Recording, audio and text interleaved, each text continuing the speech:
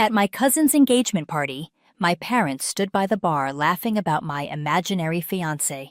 I didn't flinch. I raised my glass quietly and waited until the sound of helicopter rotors rolled in from above, and he stepped through the doors like a twist no one saw coming. "Sorry I'm late," he smiled. "Took a while to park the chopper. We just flew in from Dubai." My name is Isla Menon. I'm 34. Grew up in a traditional South Asian American family in Palo Alto, California, where every life was meant to follow a template. Top-tier college, Stanford or nothing. Medical school if you're ambitious, marriage by 28 if you're not. 2 kids, 3-bedroom house, and weekend dinners judged by how many homemade chutneys you served. I detoured hard at 21, the moment I chose design over biology. That was my first strike. Strike 2 came when I left grad school to take a creative director role with a German agency in Berlin. My parents, Nalin and Mira, were horrified. To them, freelancing meant jobless, and remote consulting sounded like wasting your degree on Pinterest boards. Every phone call turned into a performance, me defending my choices, them asking why I didn't just come home and be normal. But nothing pushed us further apart than the day I told them I was engaged and that they wouldn't be meeting him yet. They'd always distrusted my dating life. I never introduced anyone who wasn't serious, and I'd made the mistake of dating outside our cultural circle more than once. So when I met Kian, an aviation consultant splitting his time between Sweden and Qatar, I waited nearly a year to say a word. When I finally told them, my mother's first words were, "Are you sure he even exists?" It might have been funny if she hadn't fast forward to last December. My cousin Nisha was getting engaged to the perfect match, Harvard-educated cardiologist, fluent in Tamil and tax law. The engagement was a 3-day production at a luxury venue in San Jose. Buffets, choreographed dances, henna artists, live sitar music. The invite wasn't a surprise. The postscript was, "Hope your fiancé makes it this time." Yeah, Kian and I were already in the States for the holidays. He had meetings in Palo Alto, and we'd just landed from Dubai. We'd landed in California from Dubai just 2 days before the party. Kian had a last-minute meeting in Palo Alto the same afternoon as the engagement dinner, but he promised he'd be there by nightfall. His travel arrangements? Slightly unconventional. He was borrowing a friend's helicopter. It wasn't for show. It was pure efficiency. Bay Area traffic during holiday events was chaos, and with back-to-back meetings and parties, the sky was the fastest way between it all. So I arrived at the venue alone. The moment I stepped into the grand ballroom, it began. The usual whispers, the brittle smiles, the intrusive questions disguised as concern. "Still in Doha, your fiancé? Have you considered freezing your eggs yet? We just worry, Isla, you're so free-spirited." Yeah, and I smiled through it all, biting the inside of my cheek, posing for selfies with Nisha, doing my best to be the supportive cousin. But the damage was already seeping in. As I passed the cocktail bar, I heard my mother's voice float above the din. She was standing with her sister, Nisha's mom, and a handful of aunties, drink in hand, voice laced with mockery. "I stopped asking," she said. "She says he works in aviation. What does that even mean? Flight attendant?" She never shows photos. I told Nalin maybe he's imaginary. They erupted in laughter. Not small chuckles, but wide-mouthed, belly-deep laughter. The kind that sticks. I stood a few feet away, my glass of sparkling water trembling in my hand. I should have walked off. Instead, I stood still, letting it all hit me like sleet. Cold, bitter, and expected. There was nothing left to say. Not to them. Dinner passed, and then came the toasts. Nisha's friends spoke. Her fiancé's cousins took turns. Even my younger brother Neil, who hadn't returned my texts in 6 months, spoke about love and finding your person. Then the planner turned to me. "Would you like to say a few words?" I nodded. Wearing a wine-colored silk sari, my hair pinned up, gold jewelry minimal but deliberate, I took the mic. "I'll keep it short," I said, eyes scanning a crowd that had never believed in me. It's beautiful to witness 2 people who are supported, celebrated, and trusted. Not everyone gets that. So if you do, hold on to it. Scattered applause. Then, the room buzzed with polite chatter, the weight of their earlier laughter still hanging in the air like a challenge I'd yet to answer. A low rumble, faint at first, then unmistakable. The sound of helicopter rotors hummed through the walls of the grand ballroom. Murmurs rippled across the room like a wave. Guests craned their necks toward the windows, Nisha's brow furrowed in confusion, and the event planner hurried toward the entrance, whispering into her headset. My mother, still mid-laugh at the bar with Aunt Syra, froze, her glass hovering near her lips. The doors opened, and Kian stepped through like he'd walked out of another world. Sleek navy suit, open collar, his windswept hair catching the chandelier light like a halo. Every head turned. A few jaws dropped. Someone, I swear, gasped audibly, while an uncle near the buffet dropped his samosa mid-bite. "Sorry I'm late," he said with a grin that could melt steel. Took a while to park the chopper.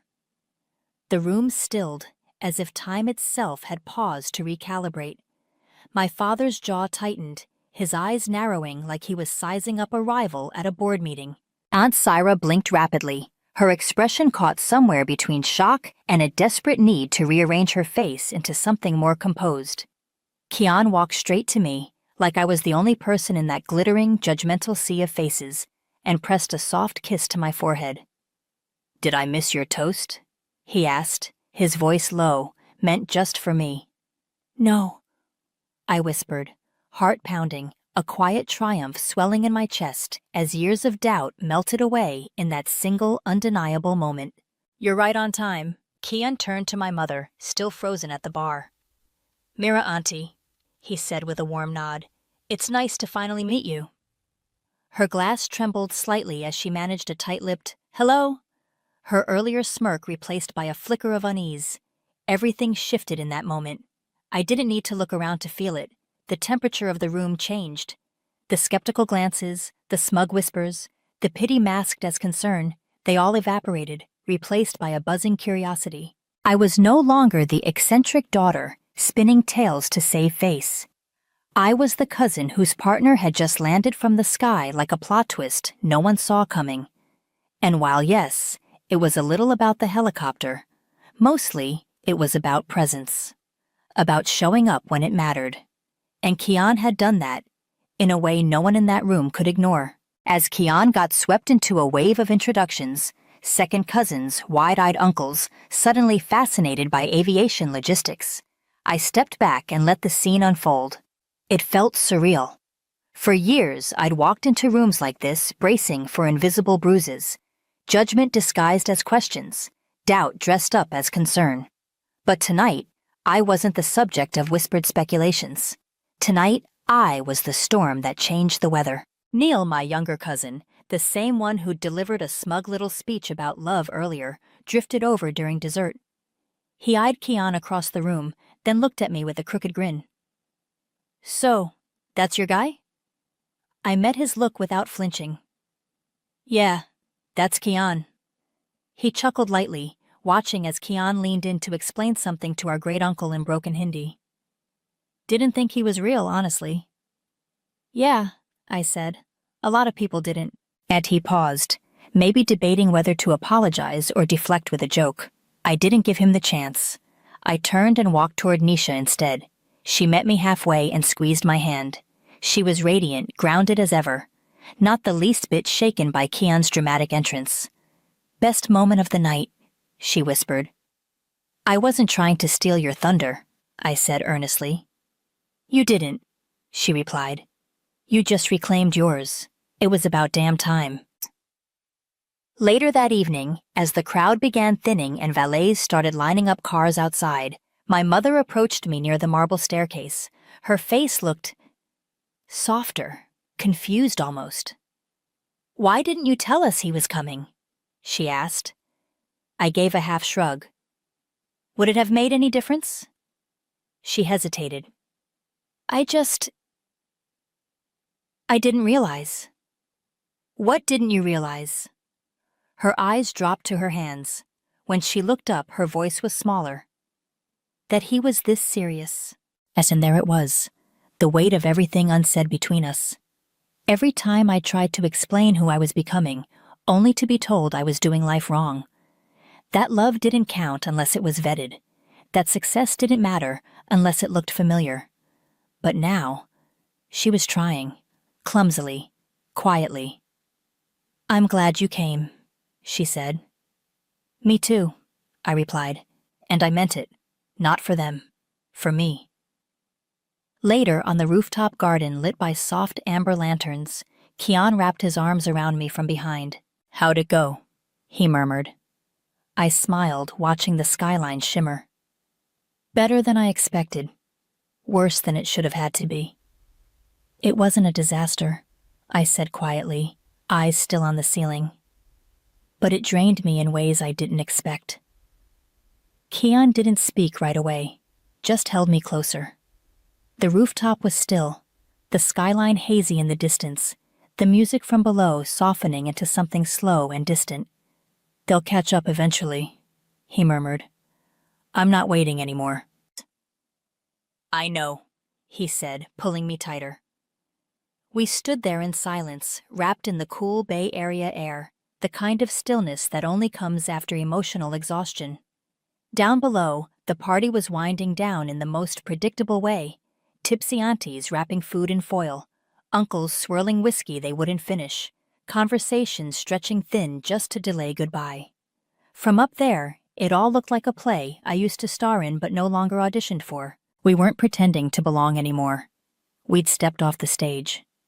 Eventually, we made our way back down. Nisha and her fiancé, Armin, were still glowing on the dance floor, untouched by family politics. When I hugged her goodbye, she held me tighter than usual. "You did great," I whispered. "So did you," she replied with a grin. "You have no idea how satisfying that was to watch."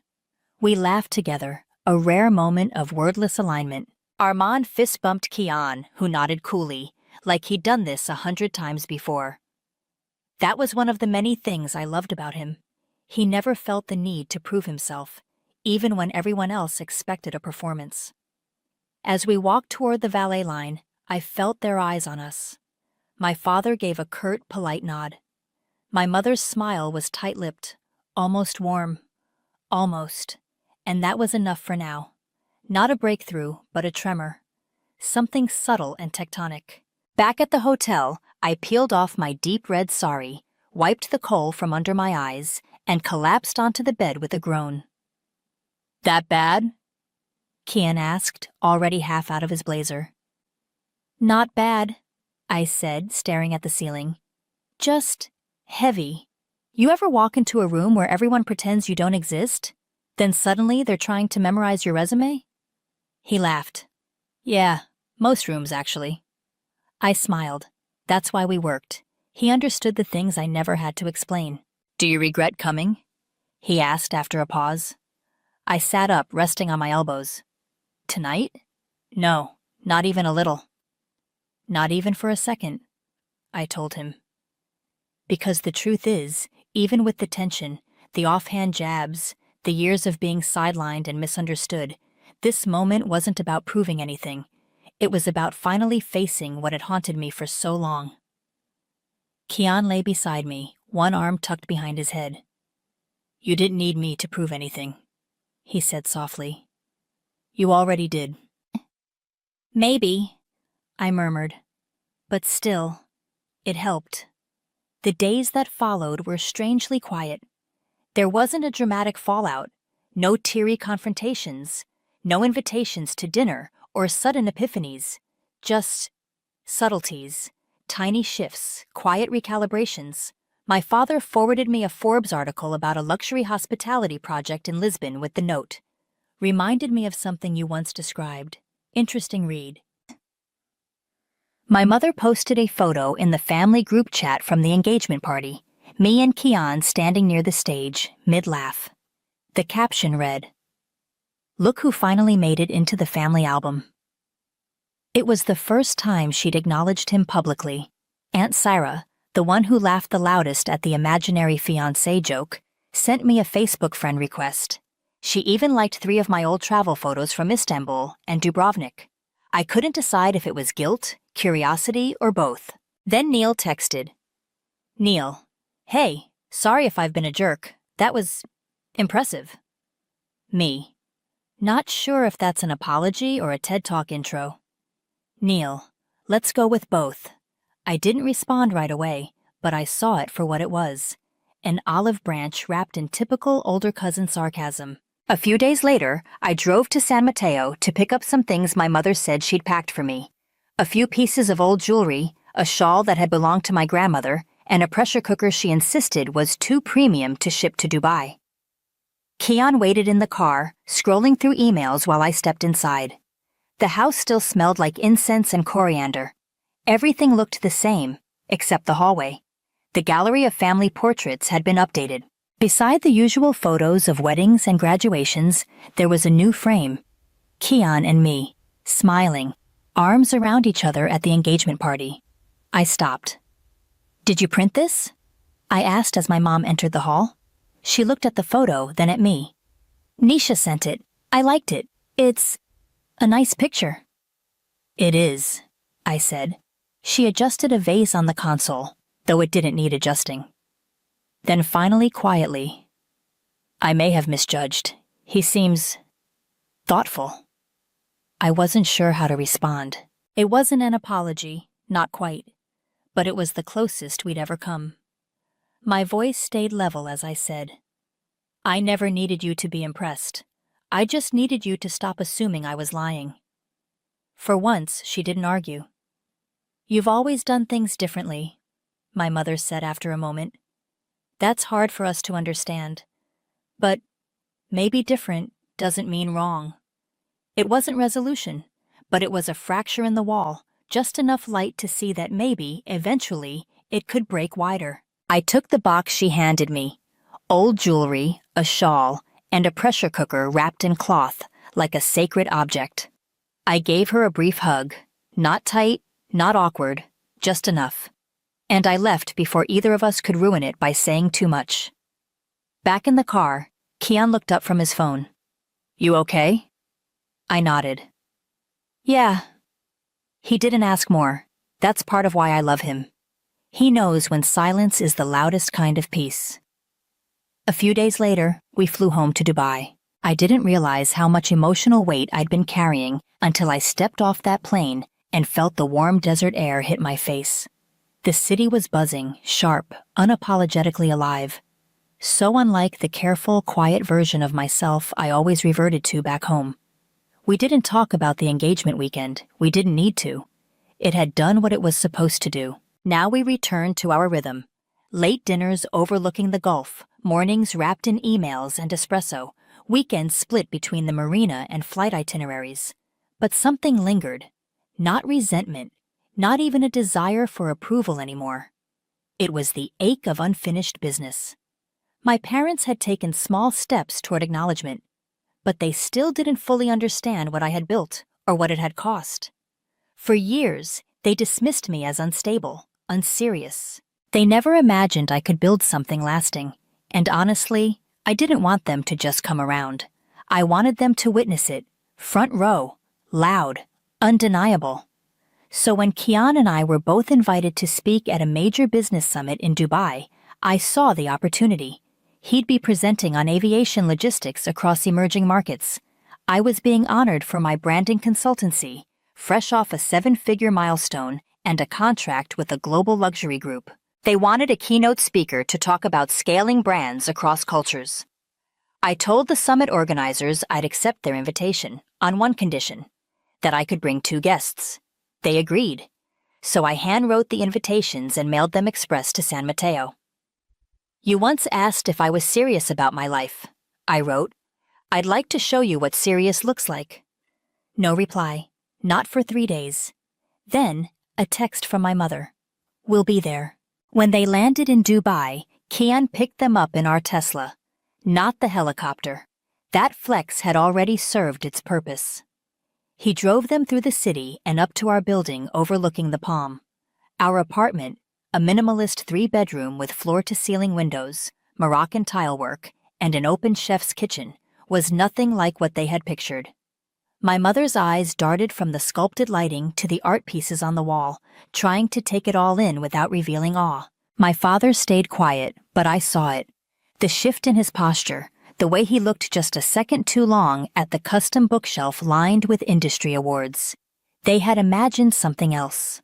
A cluttered bohemian shoebox maybe, filled with IKEA remnants and overdue rent. Not this. Not someone who hosted investor dinners on her rooftop and negotiated NDAs with billion-dollar clients between flights to Paris. The next night at the summit, I stood on stage wearing a tailored white pantsuit, hair slicked back, every inch the woman I'd fought to become. I was there to be honored for my branding consultancy, a 7-figure milestone after signing with a global luxury group. Kian was presenting on aviation logistics across emerging markets. But this wasn't about him. This was about me. I spoke about rejection, about being underestimated, about building something real when no one else believed I could. I shared how I turned a small design blog into a global consultancy, securing a contract with a luxury brand that once rejected me. A deal that had the room buzzing with whispers of admiration. I talked about creating my own table when none had a seat for me. And in the front row, my parents sat, their faces a canvas of shifting emotions. My mother's eyes glistened with unshed tears, her hands clasped tightly in her lap as if holding herself together. My father, usually so composed, clapped a beat longer than the rest, his expression a mix of pride and something else. Regret, maybe. Afterward, as attendees swarmed the stage, CEOs, venture capitalists, even a sheikh's cousin, my father stood near me, shaking hands like he belonged there, like he'd always believed in me. My mother approached later, her voice quieter than I'd ever heard it. "Thank you for inviting us," she said, her gaze flickering to Kian, then back to me. I didn't realize what you'd built." Kian smiled gently but said nothing, because it wasn't about them anymore. The real revenge wasn't making them jealous. It was making them irrelevant to my success. I didn't need their approval, but it was satisfying, so deeply satisfying, to see the doubt in their eyes replaced by awe. To watch them realize I hadn't just landed on my feet, I had soared. Because the truth is, revenge doesn't always roar. Sometimes it arrives in first class, in a room you were never meant to be in, holding a mic they never thought you'd earn. When they finally looked at me and saw what I'd built, not chaos, not rebellion, but legacy, I stepped off that stage, didn't look back, and thought, this is what it means to stop waiting for a seat. You build the damn table instead. A few weeks later, my mother called, her first real call in years. "We're proud of you," she said softly, her voice unsteady. I smiled, knowing I no longer needed those words to feel whole. But they were a quiet echo of a battle I'd already won, a bridge we might one day cross together.